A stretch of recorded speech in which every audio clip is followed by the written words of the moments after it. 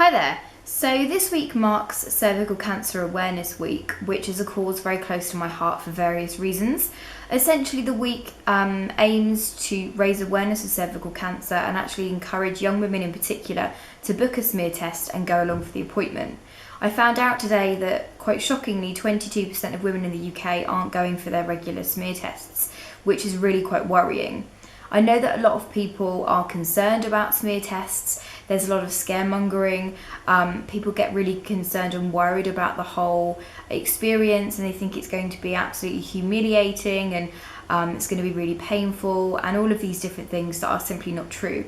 What I wanted to do is share my experience with you guys and talk about it quite openly and quite frankly, because it's something that I'm an absolute firm believer in. Having had treatment in September for stage 3 abnormal cells in my cervix, which I'll go on to talk about in a later video. But today what I wanted to do is actually talk about the smear test in general and put the record straight, explain how simple and straightforward it is, and hopefully get a few of you actually going to book an appointment and go along and see your nurse. So essentially, the procedure takes less than 2 minutes, and I shouldn't even really call it a procedure because it really is so simple.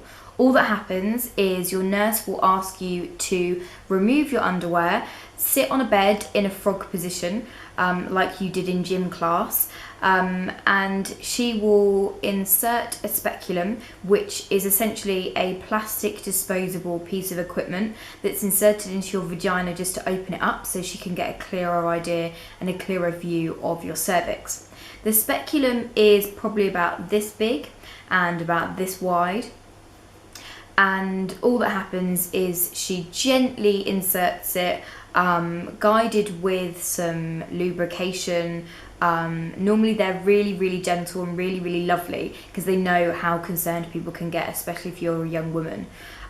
If you're a little bit worried about this whole procedure, I would always say go wearing a skirt or a dress, because it just makes you feel a little bit less exposed, a little bit more at ease with the whole situation.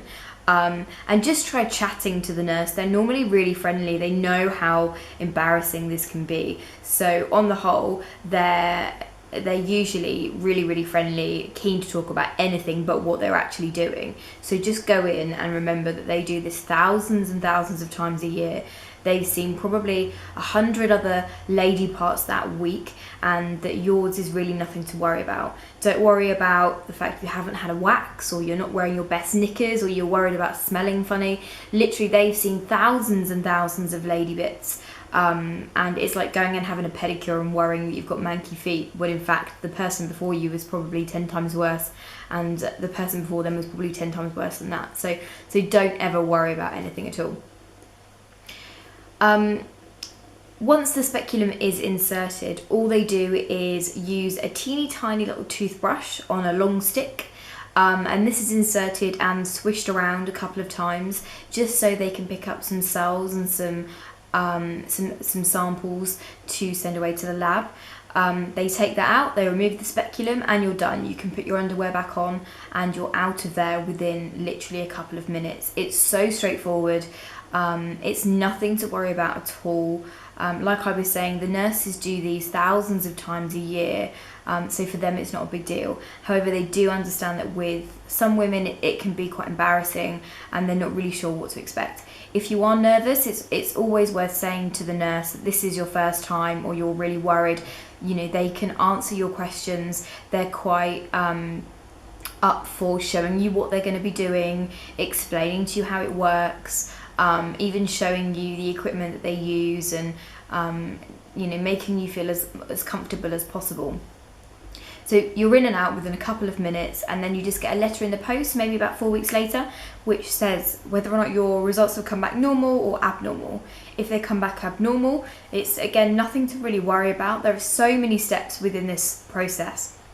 My results came back abnormal in September last year, and I was booked in for a follow-up appointment and treatment quite quickly, which I'll go into more detail in a separate video.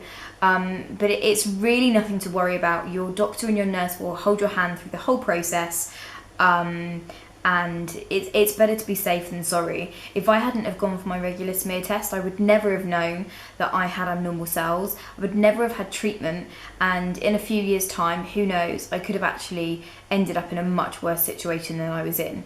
So please, please, please use the excuse of Cervical Cancer Awareness Week. Pick up the phone, book an appointment if you've not done so already, and make sure you go to your smear test.